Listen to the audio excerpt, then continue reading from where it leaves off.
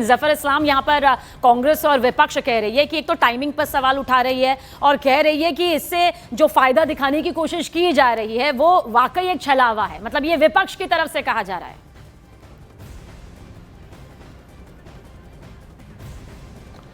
देखिए, मैं इस वक्त एक पॉलिटिकल पार्टी का रिप्रेजेंटेटिव होने के बावजूद मैं अपने जो मेरा प्रोफेशन है इन्वेस्टमेंट बैंकिंग का और मैं इकोनॉमिस्ट के हैसियत से मैं दो चार अहम बातें कहूँगा। पहली बात कि देखिए, ये 1991 में मैं ये बात जो कहने जा रहा हूँ वो शायद किसी को अच्छा लगे या ना लगे, लेकिन 1991 में जो हमने रिफॉर्म्स किया था उसके बाद से अगर सबसे बड़ा रिफॉर्म्स है तो ये रिफॉर्म्स है।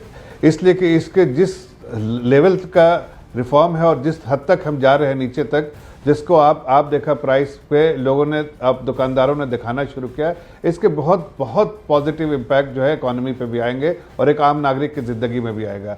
ये एक ऐसा रिफॉर्म्स है जो हर लोगों की ज़िंदगी को टच करता है, चाहे अमीर हो, गरीब हो, छोटा हो, बड़ा हो। ख़ासकर जो मार्जिनलाइज सेक्शन ऑफ सोसाइटी, जो poor section of the society है, जो गरीब आदमी, उनके हाथ में ज़्यादा पैसा आएगा, जैसा अभी शरद कोहली भाई भी इस बार का जिक्र कर रहे थे। मैं कहता हूँ कि वन स्ट्रोक ऑफ पेन आदरणीय प्रधानमंत्री जी ने कई ऑब्जेक्टिव जो है देश को रीसेट करने में कामयाब हुए हैं। पहली बात कि आपने जब अमेरिका के टैरिफ की बात की थी तो आप देखिए, जब प्रधानमंत्री की सोच ऐसी होती है कि आने वाले दिनों में क्या हो सकता है उसको पहले परख लेते हैं और बाद में, और उसी तरह से वो अपने आप को ढालने की कोशिश करते हैं। तो आपने बजट में देखा था कि इनकम टैक्स, अभी इकोनॉमी से शरद कोहली जी है, उनसे पूछिएगा, जो उन्होंने बजट में जो है इनकम टैक्स में कट किया।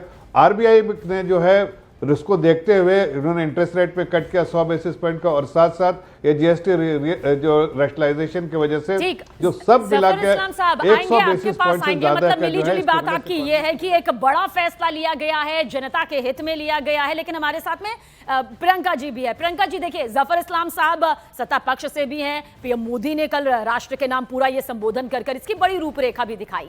आप नेता हैं, मैं पत्रकार हूं, लेकिन अगर देखा जाए तो हम उससे पहले महिला हैं और उससे पहले हमारा जो किचन है वो हमारे लिए सबसे ज्यादा खास है। आपको लगता है कि बतौर महिला कम से कम बजट तो संभला है यहाँ पर? अब देखिए सबीना जी, आज नवरात्र का पहला दिन है और मैं तो कहूंगी कि सरकार ने ये मान लिया है, प्रधानमंत्री नरेंद्र मोदी जी ने मान लिया, पिछले 8 साल से वो लोगों को चूना लगा रहे हैं, लोगों को ठग रहे हैं, लोगों को लूट रहे हैं।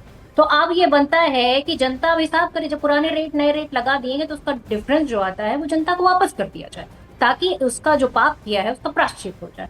मैं समझती हूँ कि लगातार, चाहे वो दूध हो, चाहे दही हो, चाहे घी हो, चाहे वो जो है मंजन हो, तेल हो, इन सारी चीजों से लेकर किसान की जो ट्रैक्टर से लेकर उसका फर्टिलाइजर होता है, उन सारी चीजों पे जिस तरीके से जीएसटी की मार पड़ी है वो आप जनता चाहती कि आप उसके अकाउंट में वापस करें, सीधा डायरेक्ट जो बेनिफिट होता है वो ट्रांसफर कर दीजिए, तब जाके आपके पाप का प्रायश्चित होगा।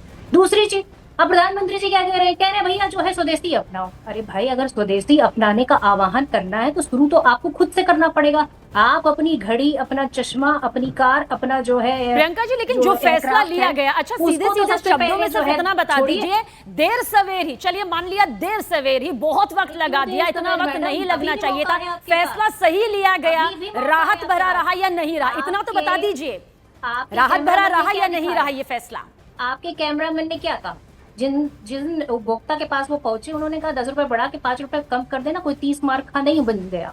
आप जनता के जो है पूरी तरीके से अपराधी हैं, आपने अपराध किया है, आपने आर्थिक रूप से जनता को लूटा है, इसलिए जनता का पैसा हर्षवर्धन जी, क्या वाकई ये लूटा गया है और उसके बाद कुछ हिस्सा दे दिया गया है, जैसा कि प्रियंका जी भी यहाँ पर कह रही हैं? बहुत जल्द आपसे रिएक्शन जाएंगे, फिर शरद जी आपके पास आएंगे। लूट रहे हैं उसको जीएसटी के दायरे में आप क्यों नहीं लेकर आते? तो ये बनता है, लेकिन जीएसटी के रिफॉर्म को कांग्रेस बहुत कोशिश करके भी लागू नहीं कर पाई। क्यों नहीं कर पाई?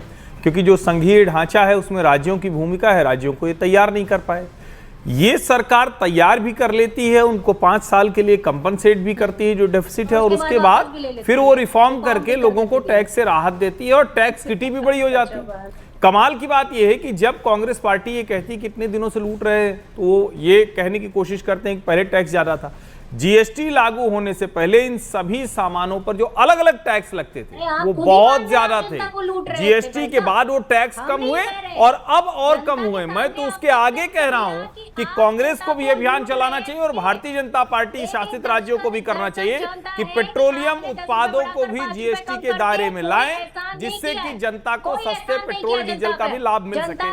क्योंकि कोई निर्णय ले लिए जाने के बाद सिर्फ ये कहना कि नहीं पहले जो हो रहा था वो गड़बड़ है, ये विपक्ष के तौर पर ठीक लगेगा, लेकिन क्या जनता को ये बात ठीक समझ में आएगी? मुझे लगता है आज के दिन जब जीएसटी बचत उत्सव जैसी चीज है कतई नहीं समझ में आएगी। वो इनको देखते लगे कि हर बात का सिर्फ विरोध कर रहे हैं। पेट्रोल प्रियंका जी देखिए, फैक्ट्स पर बात हो तो ज्यादा बेहतर रहेगा। और हम तो खुद कह रहे हैं, अगर सत्ता पक्ष ये कह रही है कि चलो ये जीएसटी अब आ गई है, विपक्ष कह रहा है कि बहुत देर कर दी, लेकिन देर के बाद तो एक सवेरा आया ना जीएसटी को लेकर। शरद जी, बहुत जल्द आपसे रिएक्शन चाहेंगे। बतौर अर्थशास्त्री आपको क्या लगता है? आप सत्ता पक्ष को भी सुन रहे हैं, विपक्ष को भी सुन रहे हैं, लेकिन अर्थव्यवस्था की मजबूती के लिहाज से आपका दृष्टिकोण क्या है? देखिए, मैं लगभग 35 साल से टैक्स की प्रक्रिया को देख रहा हूं, अर्थव्यवस्था को देख रहा हूं, और टैक्स कभी भी एक स्टेशनरी पे नहीं रहता है। जैसे जैसे अर्थव्यवस्था आगे बढ़ती है, जैसे जैसे अर्थव्यवस्था का स्ट्रक्चर बनता है, उस हिसाब से टैक्स पे निर्णय लिया जाता है।